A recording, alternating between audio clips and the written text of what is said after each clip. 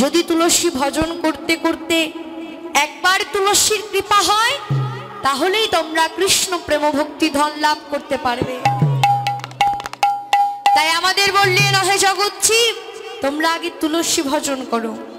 তাহলে তুলসী ভজন করতে বললেন। তুলসী ভজন কি? তুলসী কণ্ঠী গলায় ধারণ, তুলসী প্রদক্ষিণ, তুলসী আরতি, তুলসী স্নান, তুলসী প্রণাম, এই সবই তুলসী ভজনের অঙ্গ। আমাদের প্রতিনিয়ত তুলসী ভজন করতে হবে। আমাদের সকলকে তুলসী কণ্ঠী গলায় ধারণ করতে হবে, প্রতিদিন তুলসী আরতি করতে হবে, প্রতিদিন তুলসীকে প্রণাম করতে হবে, তুলসী কণ্ঠী গলায় ধারণ করতে হবে। তুলসী কণ্ঠী গলায় ধারণের অনেক উপকারিতাও রয়েছে। যারা তুলসী কণ্ঠী গলায় ধারণ করেন তাদের উপরে বজ্রপাত হয় না। যারা তুলসী কণ্ঠী গলায় ধারণ করে তাদের সর্পদংশন হয় না। আবার তুলসী কণ্ঠী গলায় ধারণ করে প্রতিদিন স্নানের সময় যে তুলসী কণ্ঠীটা ভিজে জল সর্বাঙ্গে লাগে সেই জলে আর কোনো রোগ হয় না। আবার তুলসী বাড়িতে যদি তুলসী বাগান করা হয় সেই বাতাসে তুলসীর যে বাতাসটা আসে ওটা খুবই পরিষ্কার বাতাস, রোগ প্রতিরোধ দূর করে। এরকম অনেক উপকারিতাও রয়েছে তুলসী।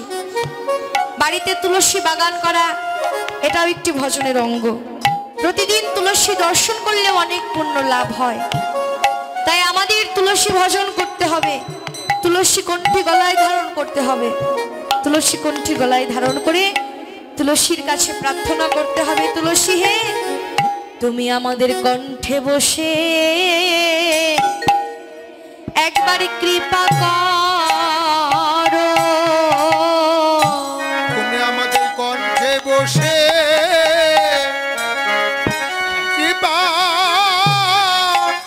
করো। তুলসী রে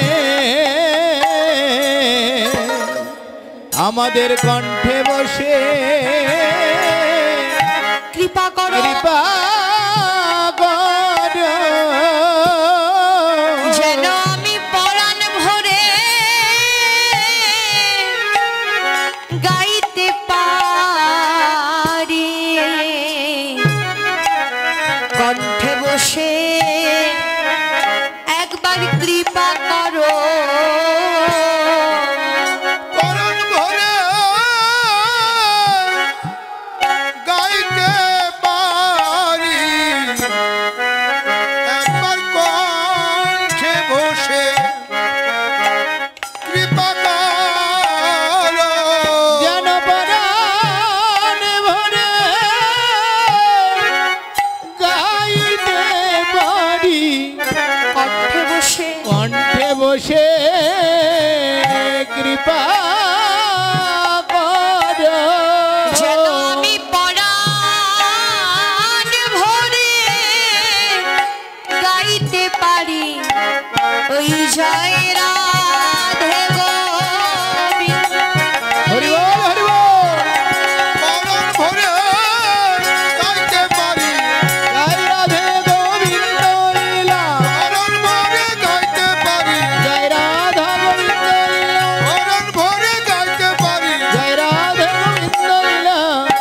যেন পরাণ কণ্ঠে বসে ভরে গাইতে পারি।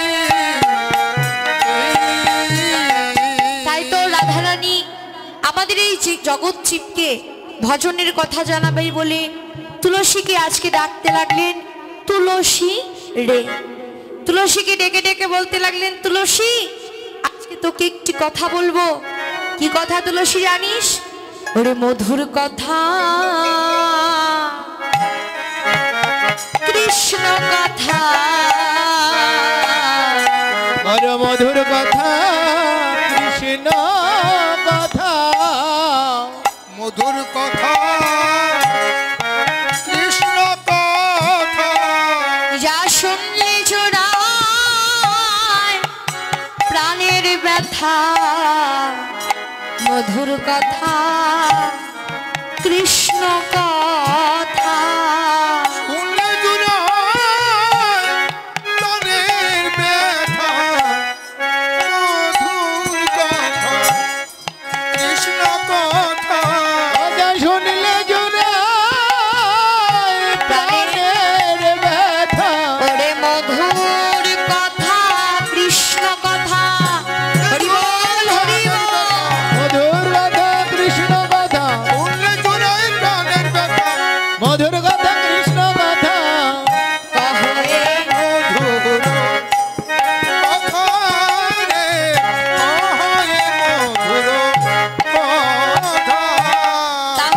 জগতে মধুর কথা হলো কৃষ্ণ কথা।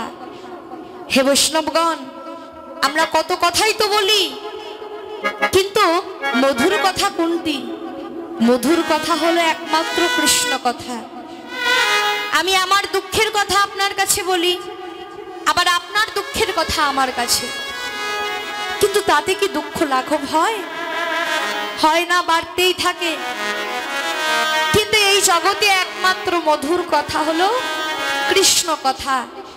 যে কথা বললে, যে কথা শুনলেই জীবের সকল জ্বালা যন্ত্রণা দূরীভূত হয়। জয় রাধে, জয় রাধে।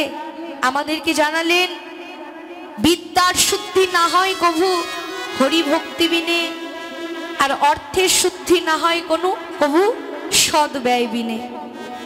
বিদ্যার শুদ্ধি হরি ভক্তি বিনে সম্ভব নয়, আর অর্থের শুদ্ধি সদ ব্যয় বিনে সম্ভব নয়। জয় রাধে। উপস্থিত ভক্তবৃন্দ, আজকে যে আপনারা এখানে বসে আছেন, কমিটির ভক্তবৃন্দ আজকে এত বড় একটা অনুষ্ঠানের আয়োজন করেছে। দূর দূরান্ত হতে ছুটে এসেছে ভক্তবৃন্দ। আজকে ভক্তের চরণধুলিতে এই স্থান বৃন্দাবন ধাম।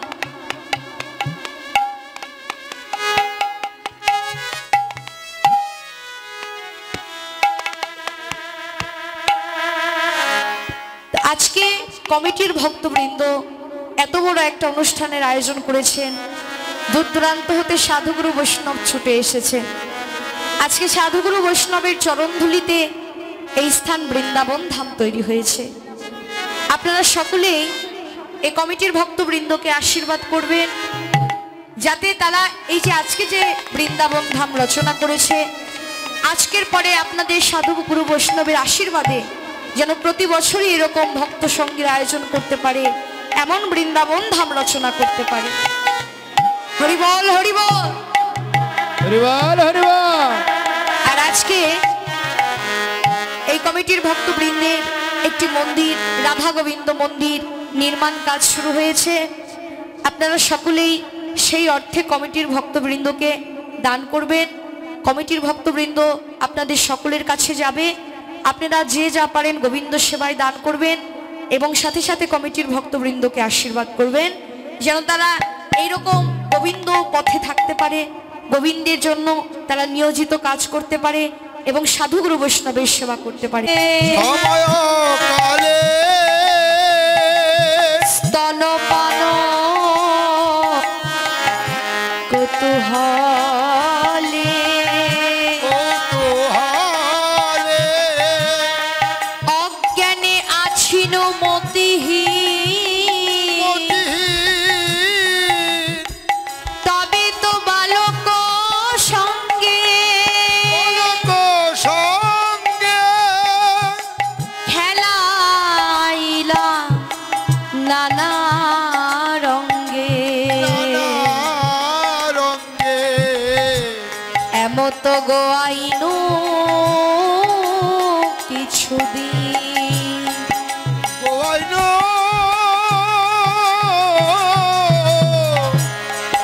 কিছু কিছু কি দ্বিতীয় সময়কালে বিকার ইন্দ্রিয় জালে, পাপ পুণ্য কিছু নাহি ভয়, ভোগ বিলাস নারী এসব কৌতুক করি, তাহা দেখে হাসে চমরায়। হাসে জম হাসে হাসে জমরায় দেখতে দেখতে 2 কাল চলে গেল। তৃতীয় সময়কালে বন্ধন এসে হাতে গলে, পুত্র কলত্র গৃহবাস, আশাবাড়ি দিনে দিনে ত্যাগ নাহি হয় মনে, মনে হরিপদে না করিনু আশ। হরিপদে আমার না পুরিল। দেখতে দেখতে 3 কাল চলেই গেল। চতুর্থ সময় এলো যদি, হরিল আখির জ্যোতি, শ্রবণে না শুনি অতিশয়, বল রামদাসে কয় এইবার রাখো মহাশয়, ভক্তিদান দেহ রাঙা পায়, দেহ রাঙা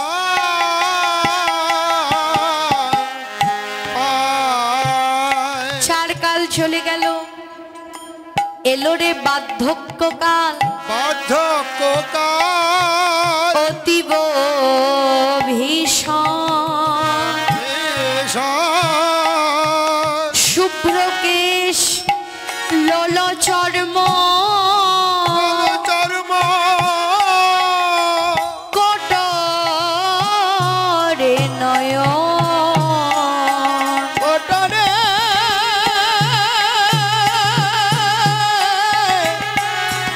কোটরে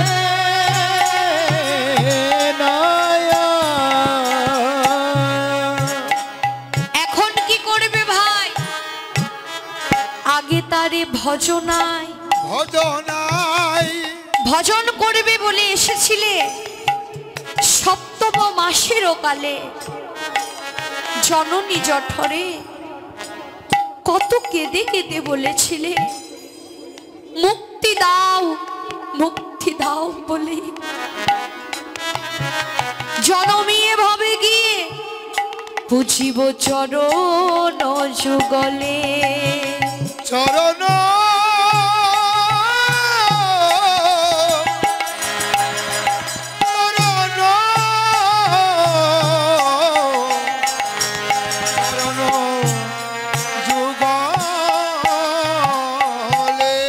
কিন্তু ভূমিষ্ঠ হতেই মায়া জ্ঞান হরে নিল, এ কারণে মায়াভাস জীবের গলেতে পড়িল। দেখতে দেখতে সময় চলে গেল, আয়ু বেলাও ডুবু ডুবু। কিন্তু হে বৈষ্ণবগণ, ভজন করব বলে এসেছিলাম তাকে একদিনও ভজন করলাম না। দেবদুর্লভ ভজন যোগ্য মানব জনম পেয়ে দেখতে দেখতে সময় চলে গেল, আয়ু বেলা ডুবু ডুবু। কিন্তু হে বৈষ্ণবগণ, আমি একদিন তারে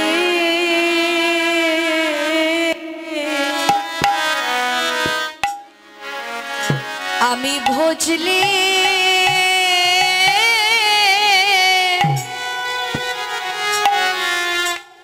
আমি ভজলে না রে,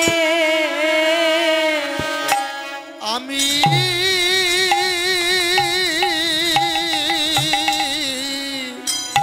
একদিন তারে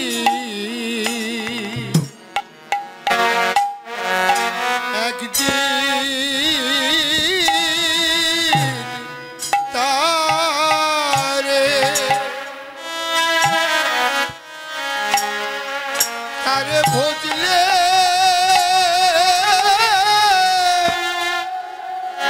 ভজলে ভজলে না রে,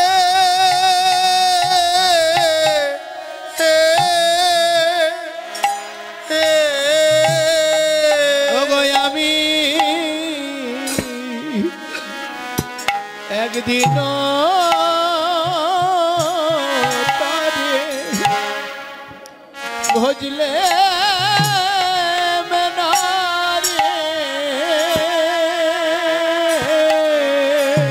দেখতে দেখতে আমার গোনাদি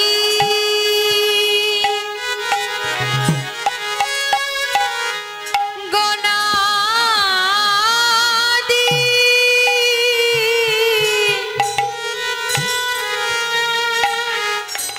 আমার ফুরায়ে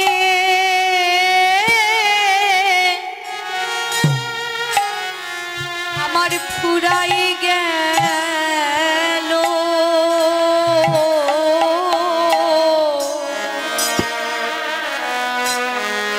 আমি একদিন তারে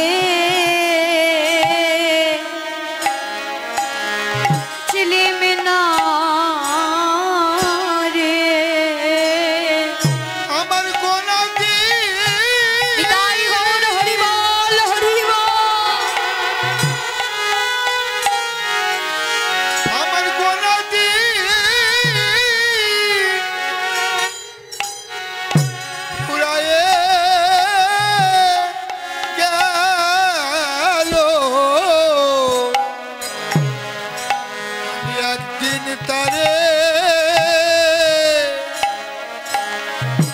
বুঝলে বুঝলেন না বুঝলেন না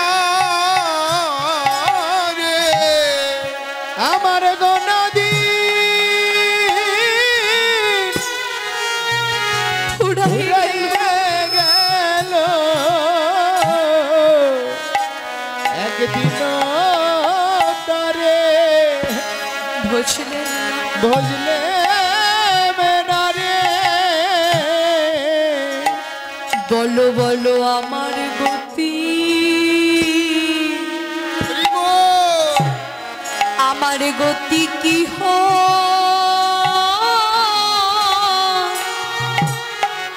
কি হইবে বলো বলো আমার গতি আমার গতি কি হবে কি কি হইবে তোমরা একবার বলো বলো আমার গতি কি হবে কি হইবে আমার গোনাদি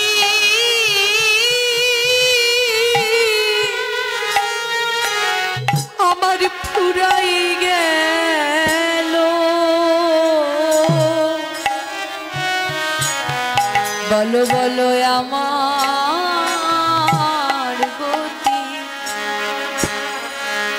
আমার গতি কি হইবে আমার কোনদি হরি বল হরি বল উড়াইয়ে গেল বলো বলো আমার গতি কি হবে হইবে অবয় আমার গনাদি উড়াইয়ে গেল আমার গতি কি হইবে ওরে আমার গোনাদি ফুরায়ে গেল বলো বলো আমার গতি কি হইবে হরি বল হরি বল গেল আমার গতি কি হইবে কোনদিন ফুরায়ে গেল আমার গতি কি হইবে কোনদিন ফুরায়ে গেল আমার গতি কি হইবে বলো বলো আমার গতি কি